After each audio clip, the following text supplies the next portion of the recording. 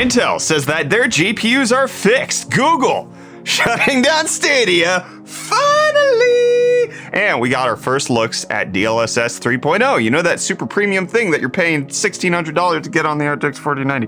Let's get into the hot news, everybody. I'm your Brett host. We're going to be going over the hottest tech news I can find on the internet while you enjoy your breakfast. And in today's top story, we're going to be discussing Intel and the conversation surrounding their graphics cards. Because we're close to the launch, their A770 is launching on the same day as the RTX 4090, which, like, I guess October 12th is like a very important day for people. I've seen launches on October 12th for like a million different things. It's wild. Why is that date so special? Is it because it's like the second Wednesday of the fourth quarter? I don't know. Anyways, one of the biggest hindrances that we've seen when it comes to Intel's GPUs is the fact that their software hasn't really been up to snuff. Their first generation DG1, not great. And that's been what they've been communicating openly with their marketing team about what's been holding back the A770. And the CEO of Intel, Pat Gelsinger, coming out in an interview and discussing that a little bit more. But I need you to listen to me. Moore's Law is dead said that Intel is shutting down their GPU department. So just like whatever the CEO is saying, he's wrong. So in the discussion about the Intel drivers, he says that obviously we came out of the chute weaker than we would have hoped for early in the year, and fundamentally, let me explain the issue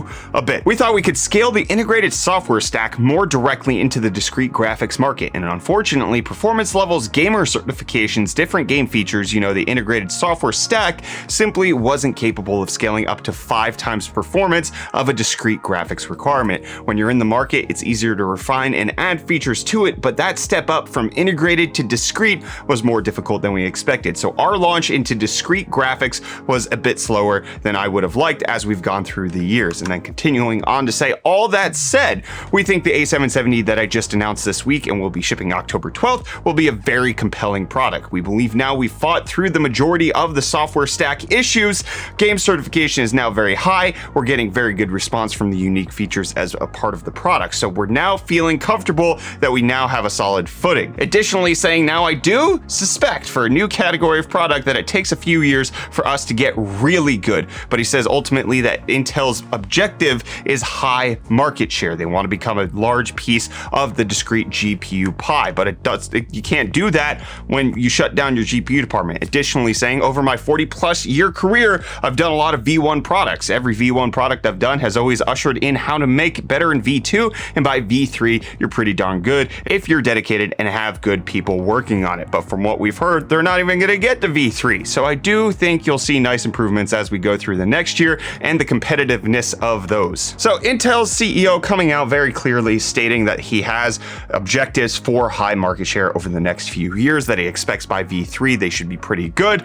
Obviously, I'm being a little facetious when I'm talking about this one particular issue that people want to get fixated on, that one person is reporting. Only a singular source that I can see. Everybody is trusting this one source of saying Intel shutting down their GPU departments or selling it off in the future, when the CEO, the head of Intel's graphics department, Raja Koduri, has been saying, we believe in this product. Our roadmap is exactly the same. We believe in this over the next few years. We're going to keep working on it. And that somehow translates into people questioning, do they really mean it? Oh, they're not being direct enough. Oh, somebody else on the internet said you're shutting it down. So the fact that you said you're not shutting it down and you're just saying you're going to work on it means that you're actually going to shut it down. It's like a weird game of he said, they said. It's strange, but I'm excited.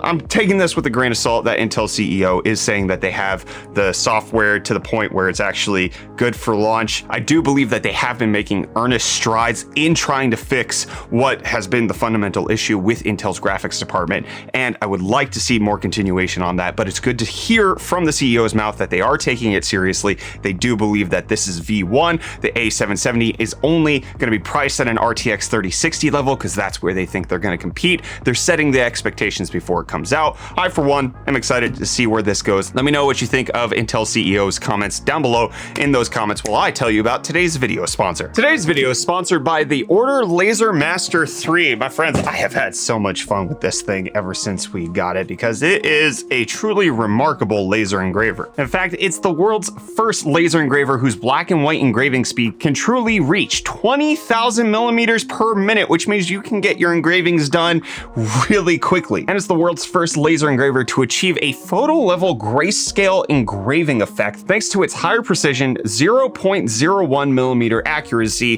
which allows you to achieve very narrow bezels. I've tried it out on some small stuff that I've been laser engraving. We've gotten some great pictures out of it, especially on wood. My logo on the back of this laptop. We've had tons of fun using the Ortur Laser Master 3 around the office. I've learned a lot about positioning and trying to make sure that I have everything set up, but that's actually where the Laser Master 3 comes in to help because it's actually incredibly easy to use. I was actually intimidated when I first got it. I was like, I don't know how I'm going to be able to figure out how to plan this out.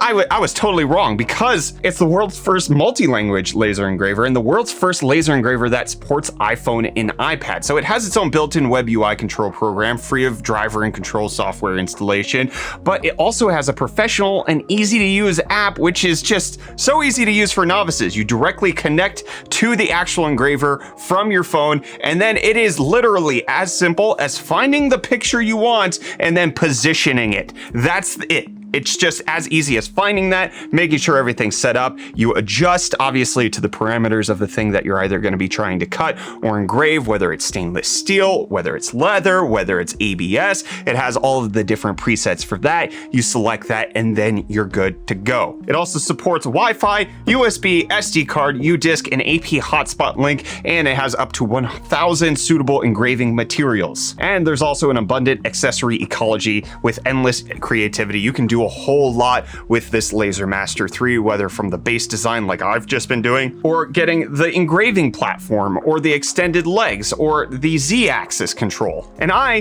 decided to take it just a little bit further to see just what I could do with some PC parts, like engraving it onto the back panel of a computer. I personally messed this up. I moved it while it was in the middle of engraving, and that made it so that it came across a little poorly, but my favorite was putting this design etched into the tempered glass that's on this PC side panel. So now this will be immortalized forever. But honestly, this is a great laser engraver if you're trying to get into it for the first time, just like I am. Never had one before, and it was so simple, number one, to set up, but then number two, to get going to use. And I can't wait to laser engrave more things around the office because it's been fun. I'm gonna hide so many laser engraved things everywhere. I laser engraved his pop socket.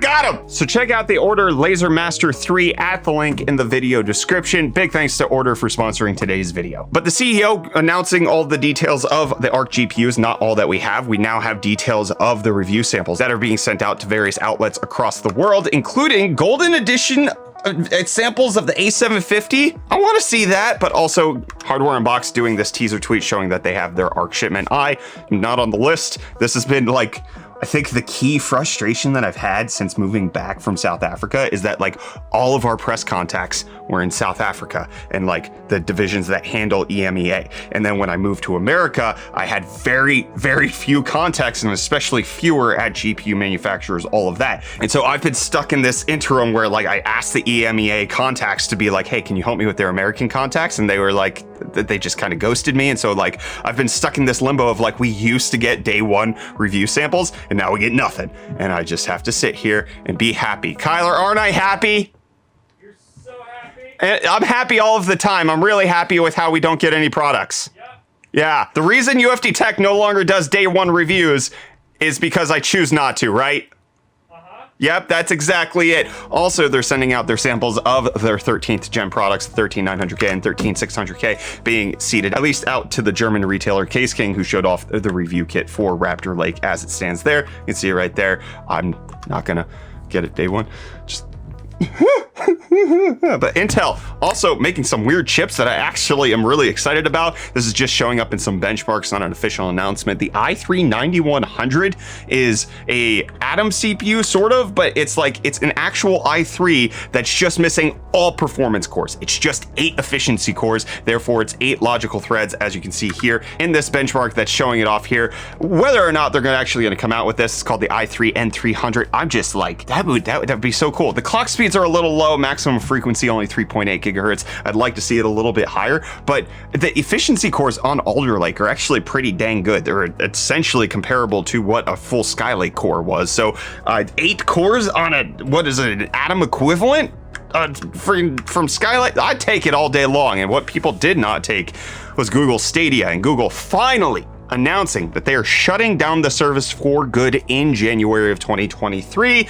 They lasted 2.5 years longer than I thought they were going to. I could tell that this was dead from day one. I did several reviews on this channel about Stadia and the progress they made within the first year, and it always just felt like it was a beta software that they were not ready to launch, including the fact that they didn't have a search engine in Stadia from day one. It took over a year to bring search to Google's product.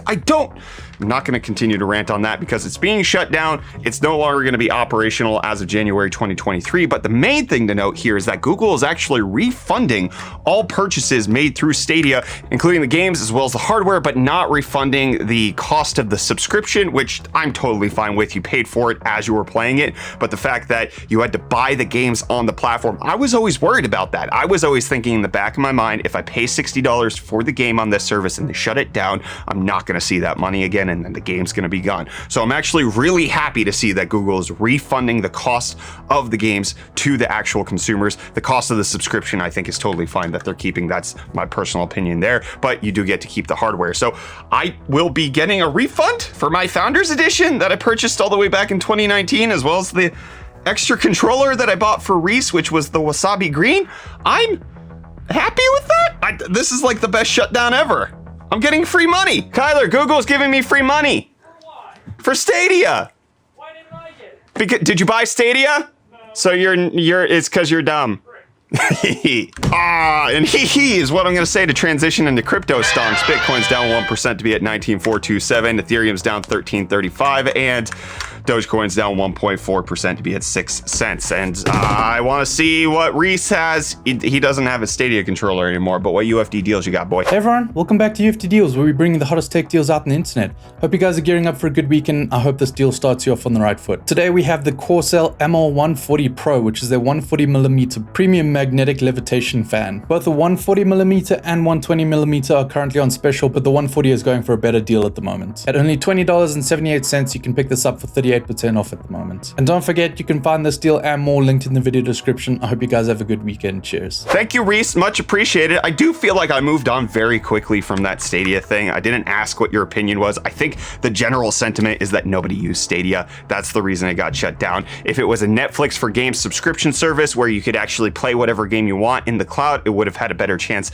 of standing. But the fact is, Stadia's technology, number one, the software was completely in beta. Number two, the hardware was fine enough. Number three, cloud gaming is like a last mile resort for not a whole lot of people, like who has broadband access, but not the liquidity to buy the hardware. I mean, the most expensive part of playing video games is the games, not the hardware. Like it's divvied up over, I don't know. I'm not even going to go into that. And Dbrand's not going into making their kill switch case for the Steam Deck. Well, they are, but not in the way that they were planning on it. They tweeted out that they made $1 million mistake because they accidentally, with one of the coolest features of the project kill switch, which was this magnetically removable kickstand, the magnet didn't interfere in any of their testing with their Steam Decks, and that's because they had the ones with the good fans. But if you have a Steam Deck with the bad fan, it causes it to slow down, and the magnet in the kickstand will actually cause some issues with the bad fan that's in the Steam Deck. And so instead of shipping this bad product, they're going to come out with a mechanical latch system for it in the future.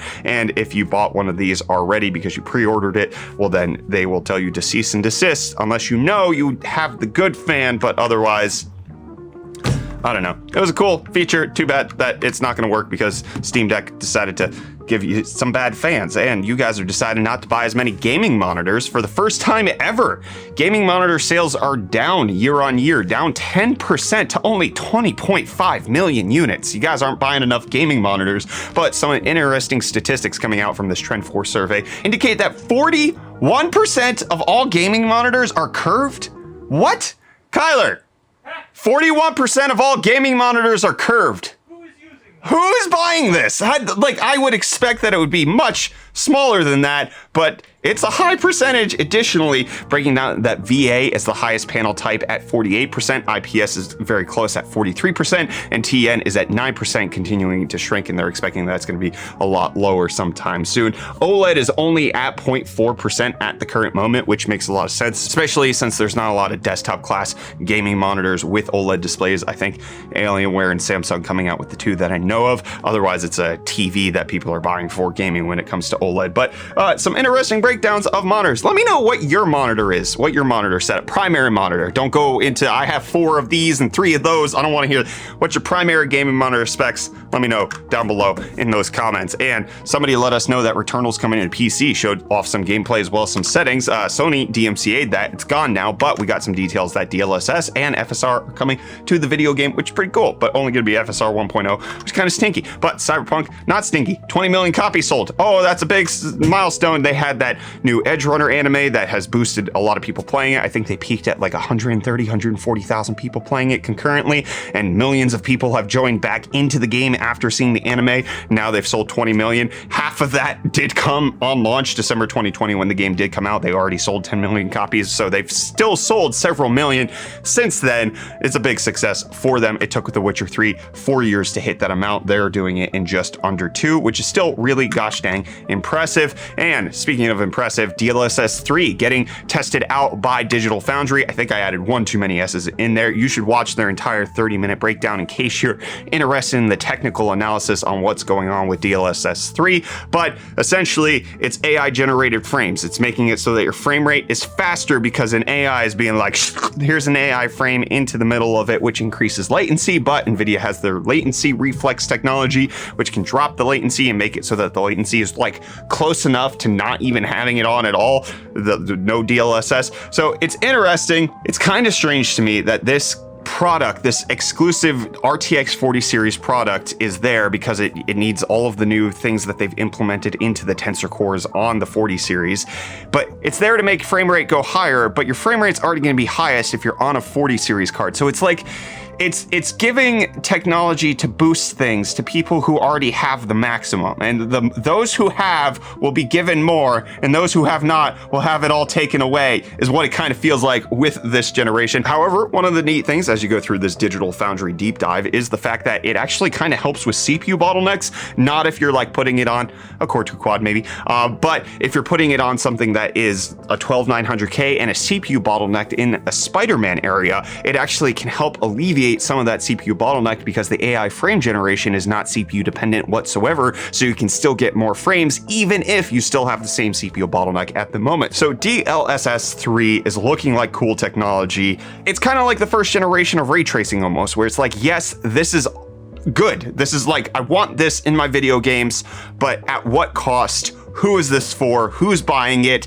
How many games are going to support it? Remains to be seen, but it is one of the best temporal like upscaling technologies because it's actually generating whole frames. It's not upscaling a picture, it's creating pictures using AI, which is pretty cool. But in case you're interested in picking up a 4090, well, they're starting to be listed at retailers across the country. Newegg showing off some of them as well as Best Buy. What you will see is that there are third-party cards going for MSRP upon launch, which is at least good, even if the price is bad. I could get the RTX 3090 today if I could pick it up soon. Anyways, 2 of the cards on Best Buy are going for MSRP. Some of the other ones are a little bit more expensive, but those are the higher end cards, like the liquid cooling 4090 Supreme from MSI going for $1749. It is nice to see there is the $2,000 Strix RTX 4090, but I saw a picture of the box of this earlier, and it's like the size of a full-grown man. It's huge. It's absolutely badonkin'. Kyler, have you seen this badonkin 4090 box? That's a lot of box. It is a lot of box. Look at how